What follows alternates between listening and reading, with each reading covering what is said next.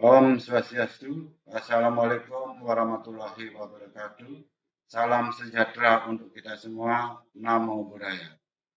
Anak-anak, pada pagi hari ini kita akan berbicara tentang materi tata krama dan tata tertib sesuai dengan kegiatan kita di hari yang kedua, yaitu masa pengenalan lingkungan sekolah.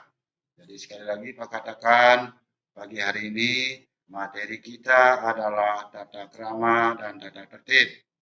Perlu Pak perkenalkan, nama saya. Jadi nama Pak adalah Ikomang Winantoyase. Ya, Pak ulangi, nama Pak Ikomang Winantoyase.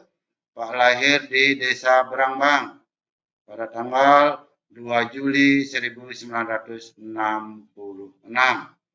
Riwayat pendidikan Pak, jadi Pak SD dulu di SD Negeri 3 Baler Baleagung. Kemudian melanjutkan ke tingkat SMP, Pak tamat di SMP Negeri 2 Negara. Kemudian melanjutkan ke tingkat SLTA, jadi Pak menamatkan diri di SMA TP 45 Negara. Kemudian Pak lanjut mengikuti pendidikan di FKIP UNUD Singaraja. Jadi, dalam hidup ini, moto hidup Pak adalah gunakan hati dalam menilai kebenaran. Nah, baik anak-anak, jadi kita lanjut saja kepada materi pada pagi hari ini. Jadi untuk lebih fokus, ya, Pak langsung aja kepada materi. Kemudian mohon maaf, ya mungkin gambar Pak tidak akan kelihatan. Kita fokus saja kepada materi. Terima kasih. Sekarang kita lanjut kepada apa sebenarnya tata krama itu sendiri. Kalau kita berbicara dalam kehidupan kita sehari-hari, sudah sangat jelas bahwasanya tata krama adalah kebiasaan yang lahir dalam hubungan antar manusia. Tata krama yang semula berlaku dalam lingkungan terbatas, lama-kelamaan dapat merambat ke lingkungan yang lebih luas. Tata krama telah menjadi bagian dari pergaulan hidup kita sehari-hari. Jadi dapat Pak simpulkan bahwasanya tata krama adalah kebiasaan sopan santun yang disepakati dalam lingkungan pergaulan antara manusia setempat. Kita mulai dengan yang pertama, tata krama di dalam pergaulan. Bagaimanakah kita berkomunikasi sebagai sifat alami daripada manusia itu sendiri? Dalam hal ini kaitannya dengan peserta didik di lingkungan sekolah. Dalam pergaulan di sekolah, setiap siswa hendaknya 1. Mengucapkan salam dan sapa antar sesama teman dan warga sekolah. Jadi bagaimana kita mengkomunikasikan sehingga ada interaksi yang positif antara sesama teman. Kemudian yang kedua, bagaimana kita saling menghormati, saling menghargai perbedaan yang ada di dalam pergaulan. Dan yang ketiga, bagaimana kita menghormati ide, pikiran, gagasan, pendapat dan hak cipta orang lain serta hak milik orang lain sehingga tidak terjadi saling mengganggu di antara kita. Yang keempat, jadi bagaimana kita mampu menyampaikan pendapat secara sopan santun terhadap teman, terhadap orang tua, terhadap guru, ataupun siapapun yang kita hadapi. Yang kelima, bagaimana kita membiasakan diri mengucapkan terima kasih terhadap apapun yang sudah kita lakukan, baik kita berterima kasih kepada dalam konteks sesama teman, kemudian ucapan puji syukur kita kehadapan Tuhan yang Maha Esa. Kemudian yang keenam, bagaimana kita berani mengakui segala bentuk kekeliruan ataupun kesalahan yang kita lakukan, serta yang terakhir menggunakan etika di dalam sebuah pergaulan. Kemudian bagaimanakah yang berikutnya tentang tata krama atau tata cara kita berpenampilan? Kaitannya dengan seperti yang Pak sampaikan tadi, sebagai seorang siswa atau peserta didik, apa yang harus kita lakukan di sekolah? Sebagai seorang peserta didik atau siswa, kita wajib menggunakan pakaian seragam sekolah sesuai dengan ketentuan. Pakaian yang bagaimana yang harus kita gunakan? Yang pertama, pakaian itu harus sopan dan rapi. Dalam konteks cara penggunaannya seperti apa. Kemudian yang kedua, untuk sekolah SMP Negeri 1 Negara, bahwasanya ketentuan pakaian kita sangat jelas.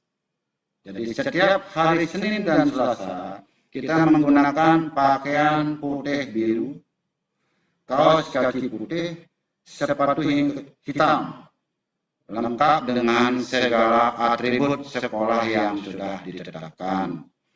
Kemudian untuk hari Rabu disepakati oleh sekolah kita menggunakan pakaian endek, kaos kaki hitam, celana dan rok hitam, kemudian lengkap dengan atribut juga seperti yang sudah disepakati. Kemudian yang berikut untuk hari Kamis. Jadi untuk hari Kamis disepakati kita menggunakan pakaian adat Bali. Khusus di hari Jumat, jadi sekolah kita menggunakan pakaian pramuka, lengkap dengan segala atributnya, kaos kaki hitam dan sepatu hitam. Kemudian satu hal, pada saat kegiatan pembelajaran olahraga, ataupun pada saat kegiatan pelaksanaan ekstrakurikuler, kita menggunakan pakaian olahraga yang telah ditetapkan oleh sekolah.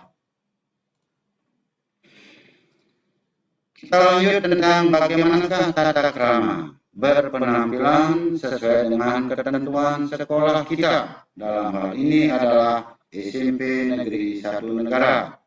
Kita mulai daripada ketentuan rambut dan kuku. Secara umum dapat Pak katakan bahwasanya siswa-siswi SMP Negeri 1 Negara yang laki-laki Pak tekankan. Sekali lagi yang laki-laki Pak tekankan bahwasanya satu, rambut tidak berambut panjang dengan ukuran. Jadi ukuran rambut kita adalah 1, 2, 1. Kemudian yang kedua atau yang B, anak laki-laki tidak bercukur gundul. Yang ketiga atau yang kecil, anak laki-laki rambut tidak dikuncir. Kemudian yang ketiga yang keempat tidak bertindik. Yang kelima tidak berkuku panjang. Yang keenam tidak mengecat rambut dan kuku, serta yang terakhir tidak bertato. Ini ketentuan yang sudah kita sepakati bersama-sama. Kemudian untuk anak perempuan atau peserta didik perempuan, ketentuannya sudah sangat jelas. Rambut dijalin 2, diikat dengan pita sesuai dengan ketentuan yang sudah kita tetapkan. Kemudian yang B, tidak memakai make up atau sejenisnya secara berlebihan. Yang C, tidak berkuku panjang. Kemudian yang keempat atau D, tidak mengecat rambut dan kuku, serta yang kelima tidak bertato.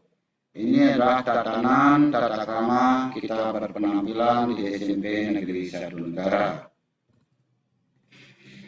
Kemudian apa yang harus kita lakukan begitu kita berbicara tentang hak dan kewajiban? Seperti awal sudah katakan, tata krama dan tata tertib. Kalau kita berbicara tentang hak dan kewajiban, ada hal yang harus kita perhatikan di sini. Yang pertama adalah kehadiran siswa. Sesuai dengan kesepakatan yang sudah disepakati antara orang tua, guru, dan anak didik, bahwasanya siswa-siswi atau peserta didik SMP Negeri 1 Negara wajib hadir. 30 menit sebelum pembelajaran dimulai. Pak ulangi, anak-anak harus hadir 30 menit sebelum pembelajaran dimulai. Karena apa? Karena kegiatan pembelajaran di SMP Negeri 1 Negara dimulai dari pukul 07 WITA dan berakhir pada pukul 15 WITA. Kegiatan pembelajaran ini berlaku dari hari Senin sampai dengan hari Kamis. Sedangkan khusus untuk hari Jumat, kegiatan pembelajaran dimulai dari 07 WITA dan berakhir pada pukul 14 WITA. Kemudian yang berikut, selama pembelajaran berlangsung dan pada saat jam pergantian, siswa dilarang berada di luar kelas. Selanjutnya, siswa wajib melaksanakan kegiatan literasi. Apakah itu kegiatan sebelum pelaksanaan pembelajaran, artinya anak masih berada di luar kelas, ataupun pada saat awal pembelajaran dilaksanakan. Yang berikut, pada saat istirahat, siswa dilarang berada di kelas. Kemudian setelah pembelajaran selesai, siswa diwajibkan untuk pulang ke rumah masing-masing, kecuali ada kegiatan-kegiatan yang dilakukan, misalnya pembinaan kaitannya dengan lomba ataupun yang lain. Kemudian siswa berhak mendapatkan pembelajaran sesuai dengan jadwal dan kurikulum yang berlaku. Serta yang terakhir, siswa berhak menggunakan segala bentuk fasilitas yang ada di sekolah yang berhubungan dengan proses pembelajaran. Itu merupakan hak dan kewajiban kita sebagai seorang siswa yang diatur di dalam tata tertib SMP Negeri 1 Negara. Kemudian apa tugas dan tanggung jawab kita sebagai seorang peserta didik? Dalam hal ini, sesuai dengan ketentuan, bahwasanya tugas dan tanggung jawab peserta didik di SMP Negeri 1 Negara adalah 1. Siswa wajib melaksanakan pembersihan di lingkungan sekolah sesuai dengan kapling wilayah masing-masing. Kemudian yang kedua, siswa wajib menjaga dan memelihara keamanan, kenyamanan, sarana dan prasarana serta segala bentuk fasilitas sekolah. Yang ketiga, siswa wajib membentuk kelompok piket yang bertanggung jawab menjaga kebersihan di lingkungan sekolah. Dan yang keempat, setiap tim piket kelas wajib menyelenggarakan kegiatan keagamaan. Di dalam hal ini dimaksudkan bahwasanya bagaimana kelas itu sendiri mampu untuk melaksanakan persembahyangan, mampu untuk melaksanakan dan mengisi kegiatan yang ada hubungannya dengan kegiatan keagamaan. Misalnya, setiap pagi, siapapun yang ditunjuk untuk membawa canang sari bagi anak-anak yang beragama Hindu, itu wajib dilaksanakan. Kemudian yang ke-B, mempersiapkan sarana dan prasarana untuk kegiatan pembelajaran. Sarana dan prasarana untuk kegiatan pembelajaran ini dimaksudkan bagaimana anak-anak yang bertugas pada saat itu menyiapkan dari yang pertama absensi, kemudian papan tulis, kemudian alat tulis, dan lain sebagainya yang berhubungan dengan lancarnya proses kegiatan belajar mengajar pada hari itu, termasuk juga melaporkan segala bentuk permasalahan-permasalahan ataupun hal-hal yang berkaitan dengan kejadian di kelas kepada wali kelas ataupun Bapak Ibu guru yang bertanggung jawab sebagai piket pada saat itu. Berbicara tentang tata tertib, di sini kita juga harus memperhatikan apa yang akan dilakukan atau apa yang terjadi berkaitan dengan tata tertib itu sendiri. Sehingga di sini dapat Pak gambarkan larangan-larangan yang harus anak-anak taati serta konsekuensi daripada melanggar itu sendiri atau yang kita kenal dengan nama sanksi.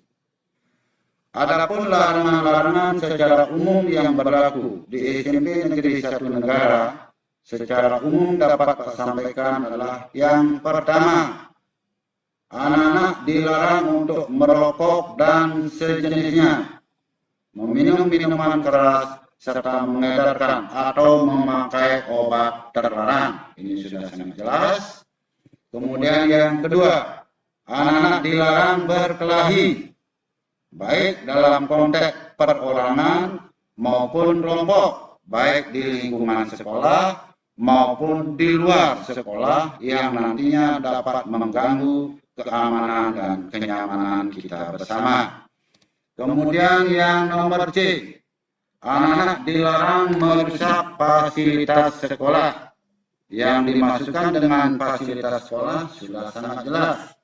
Jadi semua yang berhubungan dengan apapun yang ada di sekolah kita, apakah pendidikan ilustrasi, apakah itu papan tulis, kemudian apakah itu bak sampah dan lain sebagainya, itu adalah menjadi tanggung jawab kita. Kemudian yang berikut, anak dilarang untuk berbicara kotor. Berbicara kotor ini termasuk di dalamnya mengumpat, mencaci, menghina, dan lain sebagainya. Kemudian yang E, anak dilarang membawa barang yang tidak berhubungan dengan kepentingan sekolah. Ini juga sudah sangat jelas bahwasanya apa-apa saja yang boleh dibawa ke sekolah sudah pasti hal yang berhubungan dengan pembelajaran. Anak-anak tidak boleh membawa, contohnya senjata tajam atau hal-hal yang lain yang bisa membahayakan. Kemudian yang nomor F, anak dilarang membawa, membaca, dan mengedarkan media yang mengandung unsur pornografi. Ini juga sudah sangat jelas dengan kemajuan teknologi seperti sekarang, apa yang harus kita lakukan. Yang nomor G, anak-anak dilarang membawa kartu dan bermain judi. Kemudian yang nomor H, anak-anak dilarang membolos, membuli, mencuri dan memalak serta mengganggu keamanan dan kenyamanan. Ini sudah sangat jelas juga.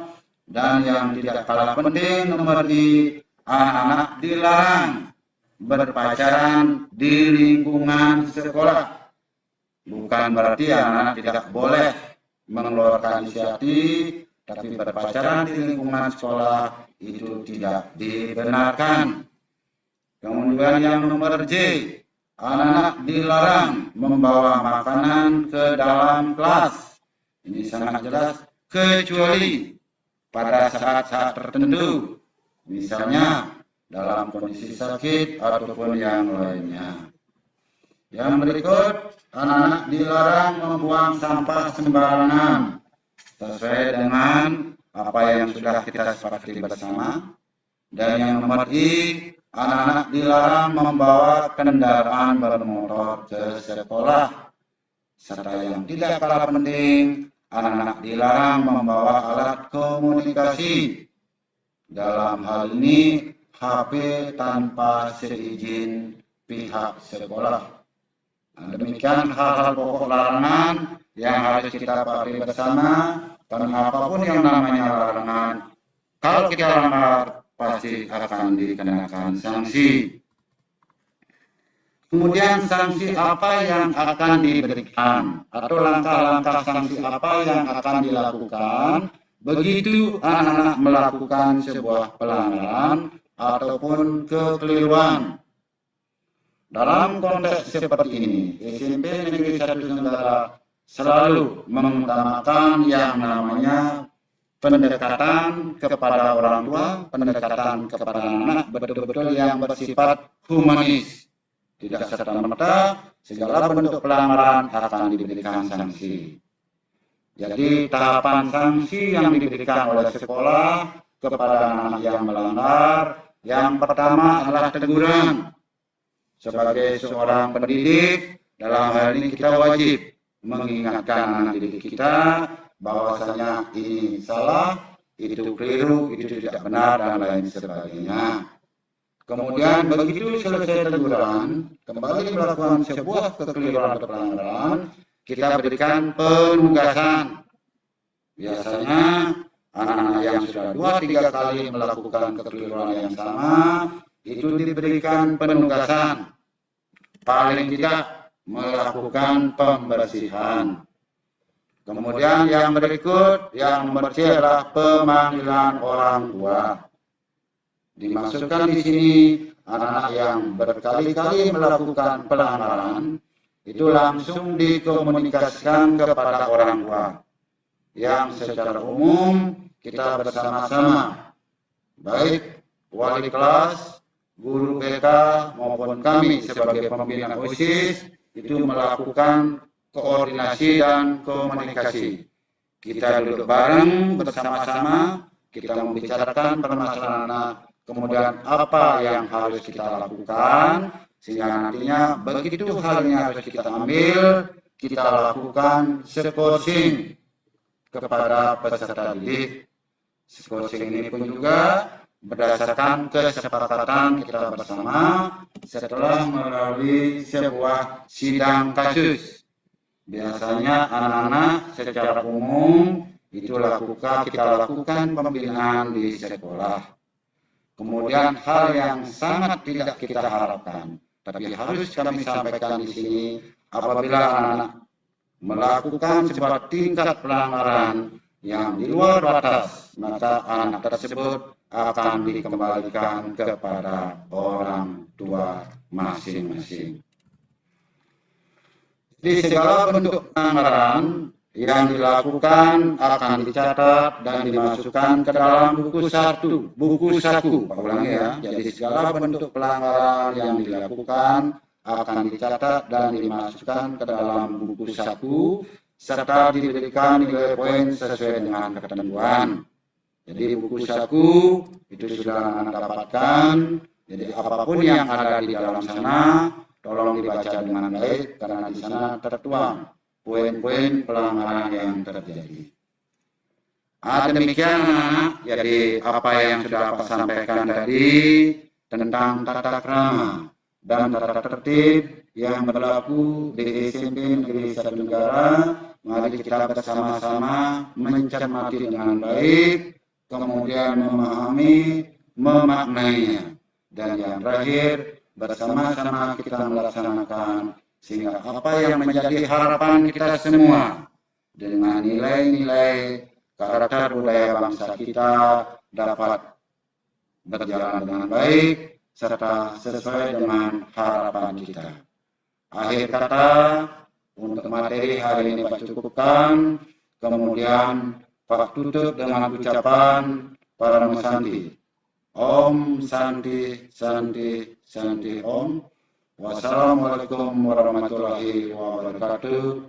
Salam sejahtera, namo buddhaya. Sventura selalu jaya. Terima kasih.